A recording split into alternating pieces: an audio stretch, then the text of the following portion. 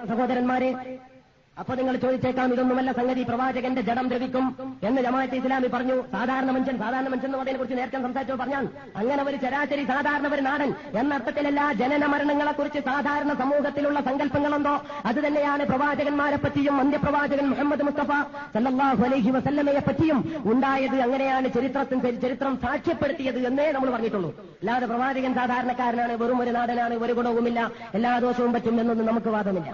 ഇരിക്കട്ടെ, പ്രവാചകന്റെ ജഡം ദ്രവിക്കുന്നു എന്ന് പറഞ്ഞതിനെ പറ്റിയോ? പ്രവാചകന്റെ ജഡം ദ്രവിക്കും എന്നതിനെക്കുറിച്ച് പ്രബോധനത്തിൽ വന്ന ഒരു ഭാഗം, പ്രശ്നവും വീക്ഷണവും എന്ന് പറയുന്ന ഒരു പങ്ക്തി, അതിൽ AYR എന്ന് പറയുന്ന ഒരു പേരിലാണ് ആ പങ്ക്തി കൈകാര്യം ചെയ്യപ്പെടുന്ന വ്യക്തിയെ പ്രയോഗിക്കാറുള്ളത്.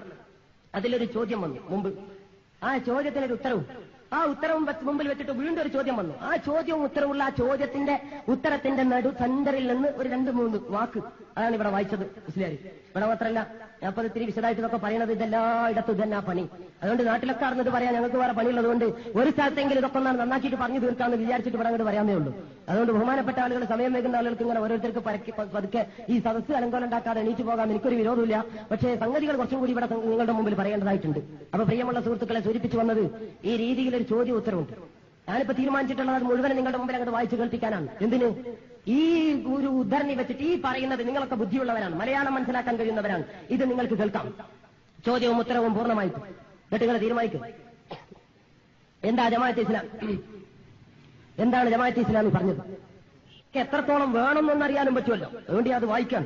ഇതിനെ അവലംബിച്ചിട്ട് ഇനി പാർട്ടി വളർത്താൻ പറ്റൂല, ഇനി വേറെ വല്ല വഴിയും നോക്കേണ്ടി വരും എന്നതിനാണ്, ഇത് തെളിവാണ് എന്നതിനാണ് നിങ്ങളുടെ മുമ്പിൽ വായിക്കുന്നത്. ചോദ്യം: പ്രബോധനം മാസിക 1985 ഏപ്രിൽ ലക്കത്തിൽ ഒരു ചോദ്യത്തിനുത്തരമായി അമ്പിയാവുലിയാക്കളുടെ മൃതശരീരം ജീർണിക്കുകയില്ല എന്നതിന് ആധികാരികമായ ഒരു തെളിവുമില്ല എന്ന് എഴുതിയിരുന്നുവല്ലോ. എന്നാൽ പ്രവാചകന്മാരുടെ ശരീരങ്ങളെ മണ്ണു തിന്നുന്നത് അല്ലാഹു നിരോധിച്ചിരിക്കുന്നു. ഇന്നല്ലാഹ ഹറമ അലൽ അർളി അജ്സാദൽ അംബിയ എന്ന് സഹീഹായ ഹദീസ് ഉള്ളതായിട്ട് കാണുന്നു. Abu Dawud, Ahmad bin Hanbal, Ibn Abi Asim, Bayhaqi, Nasai, Ibn Majah, Tabarani, Ibn Khuzaymah, Ibn Hibban, Hakim എന്നിവരെല്ലാം ഈ ഹദീസ് ഉദ്ധരിച്ചിട്ടുണ്ട്. ഹാക്കിം ഈ ഹദീസ് ബുഖാരിയുടെ മാനദണ്ഡമനുസരിച്ച് സഹീഹാണെന്ന് പ്രസ്താവിക്കുന്നു. ഇമാം നബവി തന്റെ അദ്കാറിൽ ഈ ഹദീസ് സഹീഹാണെന്ന് സ്ഥിരീകരിച്ചതായി കാണാം. ഹാഫിസ് അബ്ദുൽ ഗനി ഇതിനെ സഹീഹ് എന്നും മുന്തിരി ഹസൻ എന്നും ഇബ്നു ദഹിയ നീതിമാന്മാരുടെ പരമ്പര വഴി സഹീഹായത് എന്നും വിശേഷിപ്പിച്ചിരിക്കുന്നു. ഇബ്നുൽ അറബി, അബൂ ഹത്തിം എന്നിങ്ങനെ ചുരുക്കം ചിലരെ ഈ ഹദീസ് സ്വീകാര്യമല്ലെന്ന് പറഞ്ഞിട്ടുള്ളൂ. അത് മേലുദ്ധരിച്ചവരുടെ തെളിവിന്റെ അടിസ്ഥാനത്തിൽ തള്ളപ്പെടേണ്ടതാണല്ലോ. ഇതിനെക്കുറിച്ച് AYR എന്ന് പറയുന്നു. ലൗലാക ലമാ ഖൽഖുൽ അഫ്ലാഖ്, താങ്കളില്ലായിരുന്നുവെങ്കിൽ ഈ പ്രപഞ്ചം സൃഷ്ടിക്കുകയില്ലായിരുന്നു എന്ന ഹദീസിനെയും പ്രബോധനം അടിസ്ഥാനരഹിതമെന്ന് വിശേഷിപ്പിച്ചത് കണ്ടു. സിഹാഹുകാർ ഉദ്ധരിച്ച ഹദീസ് പോലെ തെളിവിന് ഇതിന് വിപരീതമായി ആയത്തോ ഹദീസോ ഉണ്ടെങ്കിൽ എവിടെയാണെന്നും ഏതിലാണെന്നും വിവരിക്കാമോ? ഇതാണ് ചോദ്യം. ഈ ചോദ്യത്തിന് ഉത്തരം തന്നെ തുടങ്ങുന്നത് ഇങ്ങനെയാണ്: പ്രവാചകന്മാരുടെ മൃതദേഹങ്ങൾ മണ്ണ് തിന്നണമെന്ന് ഈ ലേഖകന് യാതൊരു ശാഠ്യവുമില്ല. അവ എന്നെന്നും കേടുകൂടാതിരിക്കുമെങ്കിൽ ഇരുന്നോട്ടെ, ഒരു വിരോധവുമില്ല. പ്രവാചക ശരീരം മണ്ണ് തിന്നുകയില്ല എന്ന് ഉറപ്പിച്ചു പറയാൻ ആധികാരികമായ തെളിവൊന്നും ഈ ലേഖകൻ കണ്ടിട്ടില്ല. ഈ ലോകത്ത് 1.25 ലക്ഷത്തോളം പ്രവാചകന്മാർ ജീവിച്ചിരുന്നിട്ടുണ്ടല്ലോ. ഇവരിൽ ആരുടെയും മൃതദേഹം കേടുകൂടാതിരിക്കുന്നതായിട്ടും അറിവില്ല. ഇത്രയും സംഗതി വിട്ടു മുസ്ലിയാർ. എന്നിട്ട് വായിക്കണം: പ്രവാചകന്മാർക്ക് മരിക്കാമെങ്കിൽ അവരുടെ മൃതദേഹങ്ങൾ മണ്ണിൽ മറമാടുകയും ചെയ്യാമെങ്കിൽ പിന്നെ ആ ജഡങ്ങൾ മണ്ണിൽ ചേരാതിരിക്കുന്നതിൽ എന്തെങ്കിലും പ്രത്യേക ഗുണമുണ്ടെന്ന് തോന്നുന്നില്ല. മൃതശരീരം വെളിയിലിരുന്ന് ജീർണിച്ച് ജീവിച്ചിരിക്കുന്ന മനുഷ്യർക്ക് ബുദ്ധിമുട്ടുണ്ടാകാതിരിക്കാനാണല്ലോ മറമാടപ്പെടുന്നത്. അതായത് ജീവിച്ചിരിക്കുന്നവർക്ക് ബുദ്ധിമുട്ടുണ്ടാവാതെ മൃതദേഹം ജീർണിക്കുന്നതിന് സൗകര്യം ചെയ്യുകയാണ് മറമാടലിന്റെ ഉദ്ദേശം. പ്രവാചകന്മാരുടെ ശരീരങ്ങൾ ജീർണിക്കുകയില്ലെങ്കിൽ അവ മറമാടേണ്ട ആവശ്യമെന്താണ്? പുറത്തു തന്നെ സൂക്ഷിച്ചാൽ പോരെ?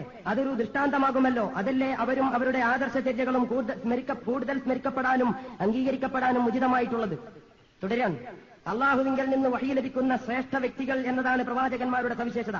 മറ്റെല്ലാ കാര്യങ്ങളിലും അവർ മനുഷ്യർ തന്നെയാണ്. ഇന്നമാ അന ബശറും മിസ്ലുക്കും എന്ന് ഖുർആൻ ആവർത്തിച്ചു പറയുന്നുണ്ട്. മനുഷ്യരെല്ലാം മണ്ണിൽ നിന്ന് സൃഷ്ടിക്കപ്പെട്ടവരും മണ്ണിലേക്ക് മടക്കപ്പെടുന്നവരും വീണ്ടും മണ്ണിൽ നിന്ന് ഉയർത്തെഴുന്നേൽപ്പിക്കപ്പെടുന്നവരുമാണെന്നും ഖുർആൻ പറയുന്നു. മിൻഹാ ഖലഖനാകും വഫീഹാ നുഈദുകും വമിൻഹാ നുഖ്രിജുകും താറത്തൻ ഉഖ്റ. ഈ മണ്ണിലേക്ക് മടക്കലിൽ നിന്ന് പ്രവാചകന്മാർ ഒഴിവാണെന്ന് എവിടെയും പറയുന്നില്ല. ഇനി പറയുന്ന ശ്രദ്ധിക്കാം.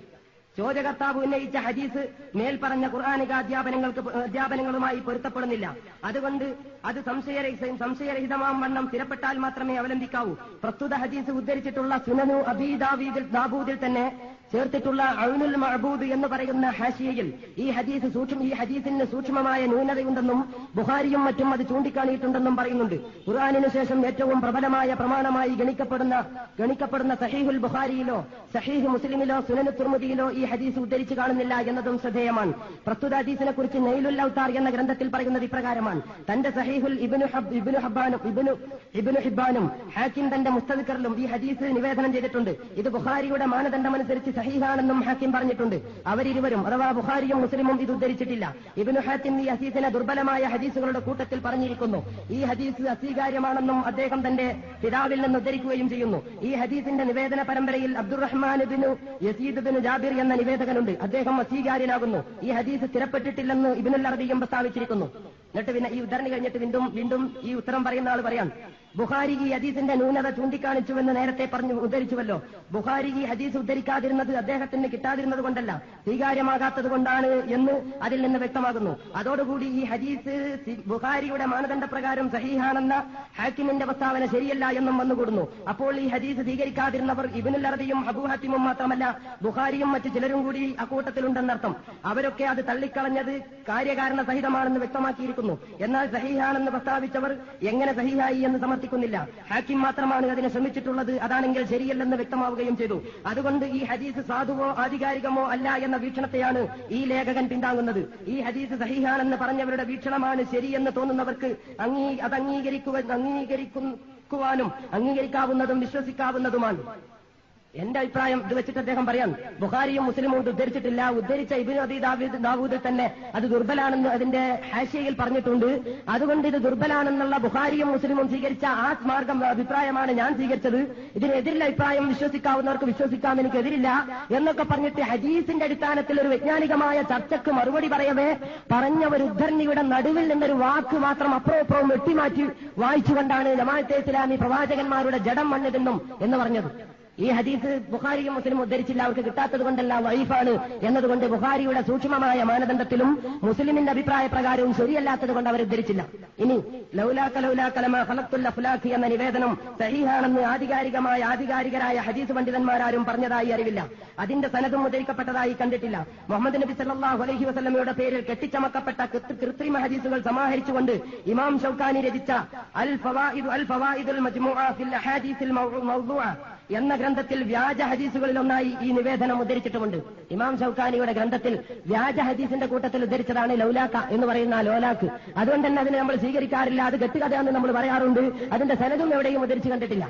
ഈ രീതിയിൽ പ്രമാണങ്ങളുടെ അടിസ്ഥാനത്തിൽ ന്യായമായ ഒരു ചർച്ച നടത്തിയപ്പോ ഇസ്ലാമിക പ്രസ്ഥാനത്തിന്റെ മുഖപത്രമായ പ്രബോധനത്തിൽ പ്രശ്നവും വീക്ഷണവും എന്ന ലേഖനത്തിൽ ഒരു വ്യക്തി, അദ്ദേഹത്തിന്റെ ഒരു പണ്ഡിതനായ ഒരു വ്യക്തി അദ്ദേഹത്തിന്റെ പഠനങ്ങളിലൂടെ എത്തിച്ചേർന്ന അഭിപ്രായം പറഞ്ഞതാണ്. ഇന്ന ന്യായങ്ങളാൽ ഇതാണ് എന്റെ അഭിപ്രായം. ഇതിനെതിരിലുള്ളവർക്ക് അതും സ്വീകരിക്കാവുന്നതാണ്. ഇങ്ങനെ തന്നെയല്ലേ എല്ലാത്തിനെ കുറിച്ചും പറയാറ്. ആ ഒരൊറ്റ ഉദ്ധരണി വെച്ചിട്ട് അപ്പുറവും ഇപ്പുറമൊക്കെ വിട്ടുമാറ്റി അതുമാത്രം വെച്ചിട്ട് പ്രവാചകനെ ചീഞ്ഞളിഞ്ഞ് ആകെ കൂടി നശിച്ച് നാട്ടിലൊന്നാകെ വെറുപ്പിക്കുന്ന ഒരുമാതിരി വൃത്തികെട്ട സാധനമാക്കി ചിത്രീകരിച്ചു എന്ന് വരുത്തി തീർത്ത് ആ ഒരൊറ്റ ഉദ്ധരണിയെ അവലംബിച്ചാണ് കാഫിർ മുനാഫിക്ക് എന്നൊക്കെ അങ്ങനെ മാറി മാറി പറയുന്നത്. എന്റെ പ്രിയപ്പെട്ട സഹോദരന്മാർ അതിനെക്കുറിച്ച് ചിന്തിക്കണം. ഇത് ഇത്രത്തോളം വേണ്ടതുണ്ടോ? ഇതൊരു പണ്ഡിതന് പണിയാണോ? എല്ലാ കാര്യത്തിലും ഇങ്ങനെ തന്നെ എങ്ങനെയെങ്കിലും തർക്കിച്ചിട്ട് ഒച്ചമ്പാളം ഉണ്ടാക്കി ജയിക്കാം. അതൊന്നും വലിയൊരു പണിയൊന്നല്ല. എന്നിട്ട് പോലും രക്ഷപ്പെടാൻ കഴിഞ്ഞില്ല ചെറുപാടിന്ന്. അതുകൊണ്ടല്ലേ ഇപ്പൊ മൂന്നാം വട്ടത്തിനെ കുറിച്ച് ജമാഅത്തെ ഇസ്ലാമിക്കാർ തയ്യാറില്ലാണ്. ജമാഅത്തെ ഇസ്ലാമിക്കാർ ആദ്യം തന്നെ തയ്യാറായിട്ടില്ല. ജമാഅത്തെ ഇസ്ലാമിയുടെ ഒരു പ്രവർത്തകനായ EN ഇബ്രാഹിം മൗലവി ആവശ്യമായ ഒരു സന്ദർഭത്തിൽ അങ്ങനെ ഒരു വലിയൊരു ഭീഷണിയുടെ മുമ്പിൽ എത്തിപ്പെട്ടപ്പോൾ പിന്നെ അതിനെ തടയുന്നത് ശരിയല്ല എന്ന് നിനക്ക് അനുവദിച്ചു എന്നുള്ളതാണ് ജമാഅത്തിന്റെ നിലപാട്. ഞങ്ങൾക്കറിയാം ഇമാതിരി പരിപാടി കൊണ്ടൊന്നും വലിയ കാര്യമില്ല. എന്നിട്ട് പോലും അതിനെ സദസ്സില്ലാതെ ജനങ്ങളുടെ മുമ്പിൽ തക്ബീർ ചൊല്ലിക്കാൻ ഭാമരന്മാര് മുമ്പിലില്ലാത്തൊരവസ്ഥയിൽ ഒരു വൈജ്ഞാനികമായ ചർച്ച നടന്നപ്പോ കുടുങ്ങിയിട്ട് അവസാനം പറയുന്നു കാസറ്റിൽ കള്ളത്തരം നടത്തി. ഇതൊക്കെയാ ഈ പറഞ്ഞു പരത്തുന്നത്. എന്താ ഇപ്പൊ ഈ കാസറ്റിൽ എന്ത് തട്ടിപ്പാ നടത്താൻ കഴിയുന്നത്? ഒന്നുമില്ലെങ്കിൽ നിങ്ങൾക്ക് ആ ചെറുവാടിയിലുണ്ടല്ലോ 2 കൂട്ടരിലെയും 25 ആളുകൾക്ക് കേട്ട അവരോട് പോയിട്ടൊന്ന് ചോദിക്കരുതോ എന്ത് തട്ടിപ്പാ നടത്തിയതും? ഏതാ ഒറിജിനൽ കാസറ്റ്? നിങ്ങൾ ആ ഒറിജിനലുകൾക്ക് ആ കാസറ്റ് ഒറിജിനൽ കേട്ടിട്ട് ജമാഅത്തെ ഇസ്ലാമിയിലേക്ക് വന്ന ആളെ എനിക്കറിയാം. ഈ കാസറ്റ് മുഴുവൻ കേട്ടിട്ട് അങ്ങോട്ട് പോയൊരു കുട്ടിയെ നമുക്കറിയില്ല. ഞാൻ പറയുന്നത് ഇമാതിരി പരിപാടി കൊണ്ടൊന്നും ഈ വേലകളൊന്നും ചെലവാകില്ല എന്ന് മാത്രമാണ്. അതുകൊണ്ട് പ്രിയമുള്ളവരെ സൂചിപ്പിച്ചു വന്നത് ഇങ്ങനെയൊക്കെ കൂടിയാണ് സംഗതിയെങ്കിലും തർക്കിക്കുന്നവർക്ക് വേണമെങ്കിൽ തർക്കിക്കാം. ഇനിയിപ്പോ ഇതൊക്കെ അവിടെ പറഞ്ഞ് എല്ലാം ന്യായമായിട്ട് നമ്മളെല്ലാ സംഗതി പറഞ്ഞാലും വേറെന്തെങ്കിലും പറഞ്ഞിട്ട് ഒരാൾക്കൊരു പ്രസംഗം നടത്തുന്നൊരു ചെലവില്ല. അത് ഇന്നത്തെ കാലത്ത് ഒരു പുതുമുള്ള സംഗതിയല്ല. നിങ്ങൾ കേട്ടിരിക്കും തർക്കം എത്രത്തോളം ഉള്ളത്. ഒരാൾ വാദിക്കാൻ ഉദാഹരണം പറയാറുണ്ട്. പണ്ടൊരു മനുഷ്യൻ വാദിച്ചു, ഞാൻ റസൂലാണ്, ഞാൻ പ്രവാചകനാണ്, എനിക്ക് പറഞ്ഞാലും സമ്മതിക്കൂല, മൂപ്പര് ഞാൻ തന്നെ റസൂൽ. പണ്ഡിതന്മാർ ഒരുപാട് അയാളോട് സംസാരിച്ചു. നിങ്ങൾ പറഞ്ഞത് ശരിയല്ല, നിങ്ങൾ ഓതുന്ന ആയത്ത് അതിന് തെളിവല്ല, അതിന്റെ ഏറാബ് അങ്ങനല്ല, ലമീർ ഇങ്ങനല്ല എന്നൊക്കെ പറഞ്ഞു. അയാൾക്ക് ഈ വിവരമില്ലാത്ത മനുഷ്യനെന്ത് ഏറാബും ലമീറും? അയാൾ പറഞ്ഞു, നിങ്ങളൊന്നും പറയണ്ട, ഞാൻ തന്നെ റസൂൽ. ഇപ്പൊ എനിക്ക് ഒന്നും കൂടി ഉറപ്പായി. വലിയ ആലിമ്യങ്ങളൊക്കെ എന്നോട് സംസാരിക്കാൻ വന്നപ്പോൾ എനിക്ക് ഒന്നും കൂടി ഉറപ്പായി, ഞാൻ തന്നെ റസൂൽ. ഒരു നാടൻ പറഞ്ഞു, നിങ്ങൾ ബേജാറാണ്ട, ഓനെ ഞാൻ തോൽപ്പിച്ചോളാം. അങ്ങനെ ആ നാടൻ പോയി, ഒരു വിവരമില്ലാത്ത മനുഷ്യൻ. അയാൾ ചെന്നിട്ട് ചോദിച്ചു, ആരാന്ന് വെച്ചു. അയാൾ പറഞ്ഞു, ഞാൻ റസൂലാണ്.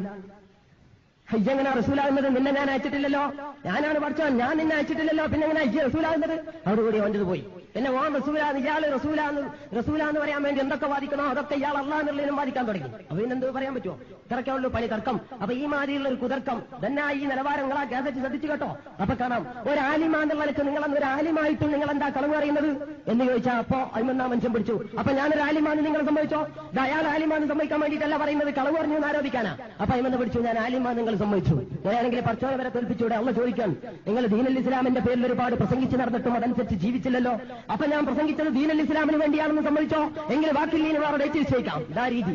അങ്ങനെ ഒന്നും ഒരു തർക്കിക്കാൻ പോയാൽ ആർക്കും ജയിക്കാൻ കഴിയും, അതൊരു വലിയ വിഷയമല്ല. എന്നിട്ട് പോലും പിടിച്ചു നിൽക്കാനും മുഖം സൂക്ഷിക്കാനും കഴിയാത്തത് കൊണ്ട് ആ തോറ്റ നാണക്കേട് തീർക്കാൻ വേണ്ടി നാട്ടിലൊന്നാകെ നടന്ന് തെറിയഭിഷേകം നടത്തുന്ന ഇക്കൂട്ടരിനി നബിമാരെങ്ങനെ പരിചയപ്പെടുത്തിയതെന്നറിയണമല്ലോ. അതും കൂടി പറഞ്ഞിട്ട് ഞാൻ നിർത്തുകയാണ്, കാരണം അത് പറയാതിരിക്കാൻ പറ്റില്ല. ഇപ്പോഴുള്ള സമൂഹത്തിലുള്ള ധാരണ എന്താണെന്ന് ചോദിച്ചാൽ, ജമാഅത്തെ ഇസ്ലാമിക്കാരും മുജാഹിദുകൾ നമ്മുടെ കക്ഷിയല്ലെങ്കിലും പറയുമ്പോൾ സംഗതി ധരിക്കുമ്പോൾ അങ്ങനെ തന്നെ ധരിക്കണം എന്നുള്ളതോട് ഞാൻ പറയാം. ജമാഅത്തെ ഇസ്ലാമിക്കാരും മുജാഹിദുകളും അമ്പിയാവുലിയാക്കന്മാരെ സ്വീകരിക്കാത്തവരും കറാമത്ത് മോജിസത്തുകളെ സ്വീകരിക്കാത്തവരുമാണ്. ഞങ്ങളാണെങ്കിലോ ഇവരൊക്കെ ബഹുമാനിക്കുന്ന ആദരിക്കുന്ന ആളുകളുമാണ്. അങ്ങനെ രീതിയിലാ പ്രചാരണം. ഒരുവിധം നല്ല ഒരു വിഭാഗം ഈ കൂടി നിൽക്കുന്ന ബഹുഭൂരിപക്ഷത്തെക്കുറിച്ചും ഞാൻ വിശ്വസിക്കുന്നു.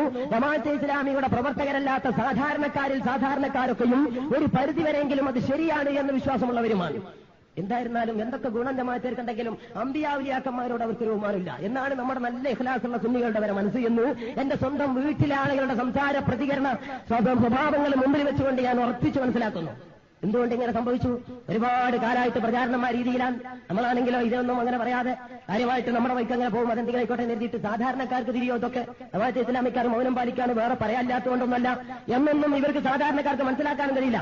ഈ അവസ്ഥ ഇനിയും ഇങ്ങനെ എല്ലായിടത്തും എപ്പോഴും തുടരണമെന്ന് നമ്മളുടേത് തീരുമാനമല്ലാത്തത് കൊണ്ട് ഈ പരിപാടി ഒരു അപവാദമായി കാണേണ്ടതില്ല എന്നാണ് ഞാൻ പറയുന്നത്. എന്തായിരുന്നാലും ഇരിക്കട്ടെ, എന്റെ പ്രിയപ്പെട്ട സുഹൃത്തുക്കളെ മനസ്സിലാക്കാൻ വേണ്ടിയിട്ട് ചില സംഗതികൾ കൂടി ഈ സന്ദർഭത്തിൽ സംസാരത്തിൽ സൂചിപ്പിച്ചുകൊണ്ട് ഒരു ഗ്രന്ഥമുണ്ട്, അദ്ദുറുൽ മൻസൂർ ഫി തഫ്സീരിൽ മഅ്സൂർ എന്ന പേരിലൊരു വിഖ്യാതമായ വേറൊരു ഗ്രന്ഥമുണ്ട്. ഈ പറയുന്ന സംഭവങ്ങളൊക്കെയും ജലാലൈനിയിലും അതിന്റെ പൂർണ്ണമായ ചിത്രം നിങ്ങൾക്ക് ദുർറുൽ മൻസൂറിലും കാണാൻ സാധിക്കും. പ്രവാചകന്മാരെ പറ്റി ഇവരെങ്ങനെയാ പഠിപ്പിക്കുന്നത്, എങ്ങനെയാ പറഞ്ഞിട്ടുള്ളത്? പള്ളി ദർസിൽ ചൊല്ലിപ്പടിക്കുന്ന കുട്ടികൾക്ക് ഒരു പക്ഷേ ചിന്തിച്ചിട്ടുണ്ടാവില്ല. നിങ്ങൾ എന്തിനാ ചൊല്ലിക്കൊടുക്കുന്നത്? നിങ്ങൾ മോലിയാരോട് ചോദിച്ചു നോക്കിയിട്ടുണ്ടോ? മോലിയർ പറയും കുട്ടികൾക്ക് ചൊല്ലിപ്പടിക്കാനാണ്. എന്നാ പിന്നെ കുട്ടിയെ എന്തിനാ ചൊല്ലി പഠിക്കണമെന്ന് ചോദിച്ചു നോക്കിയിട്ടുണ്ടോ? ആ കുട്ടി പറയും അടുത്ത തലമുറയ്ക്ക് ചൊല്ലിക്കൊടുക്കാനാണ്. ഇത് പഠിക്കാൻ വേണ്ടി ചൊല്ലിക്കൊടുക്കുകയും ചൊല്ലിക്കൊടുക്കാൻ വേണ്ടി ചൊല്ലിപ്പടിക്കുകയും ചെയ്യാണ്. അതിന്റെ അപ്പുറം ഇതിൽ എന്താ ഉള്ളത് എന്ന് ഇവർ നോക്കാറില്ല.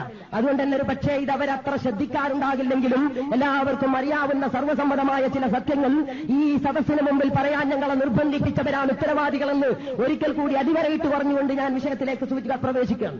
എന്താ സംഭവം എന്ന് ചോദിച്ചാൽ, പല പ്രവാചകന്മാരെ പറ്റും ഇവർ പറഞ്ഞത്. ജമാഅത്തെ ഇസ്ലാമി എന്തായിരുന്നാലും നബിയെ ഏറ്റവും കൂടുതൽ പറഞ്ഞു സമ്മതിച്ചാൽ തന്നെ പറഞ്ഞു എന്ന്, സമ്മതിച്ചു കൊടുത്താൽ തന്നെ പറഞ്ഞു എന്ന് അവർ പറയുന്നത് എന്താ? സാധാരണ മനുഷ്യൻ പറഞ്ഞു എന്ന്.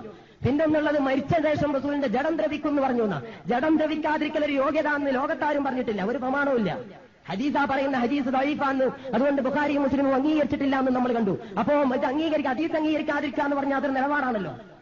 റസൂലുള്ളാഹിന്റെ ജഡം ദ്രവിക്കുന്നുള്ള ഹദീസ് ബുഖാരി മുസ്ലിം അംഗീകരിച്ചില്ല എന്ന് പറഞ്ഞാൽ അവർക്ക് അഭിപ്രായമില്ല.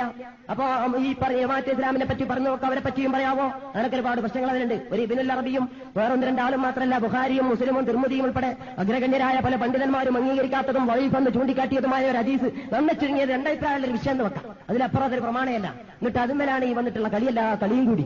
ഞാൻ പറയുന്നത് പ്രവാചകന്മാരുടെ ജഡം ദ്രവിച്ചാലും കൊള്ളാം, ഇല്ലെങ്കിലും ശരി, ഞങ്ങളുടെ ഇഖാമത്ത് ദീനിന്റെ മാർഗത്തിൽ അതൊരു തടസ്സമേ ഒരു വിലങ്ങുതടിയല്ല എന്നതാണ് അതിലെ ജമാഅത്തെ ഇസ്ലാമിയുടെ അഭിപ്രായം. അങ്ങനത്തെ പണ്ഡിതന്മാർക്ക് രണ്ടഭിപ്രായം ഉണ്ടാകാവുന്ന വിഷയത്തിൽ ഏതെങ്കിലും ഒരു അഭിപ്രായത്തെ പർവ്വതീകരിച്ച് പറഞ്ഞു അത് പാർട്ടിയുടെ നിലപാടാക്കി അതിന് പ്രചാരണം നടത്തൽ ജമാഅത്തെ ഇസ്ലാമിയുടെ പരിപാടിയുമല്ല ഇരിക്കട്ടെ. ഇങ്ങനെയൊക്കെ എത്രയേ ജമാഅത്തെ ഇസ്ലാമി പറഞ്ഞിട്ടുള്ളൂ എങ്കിൽ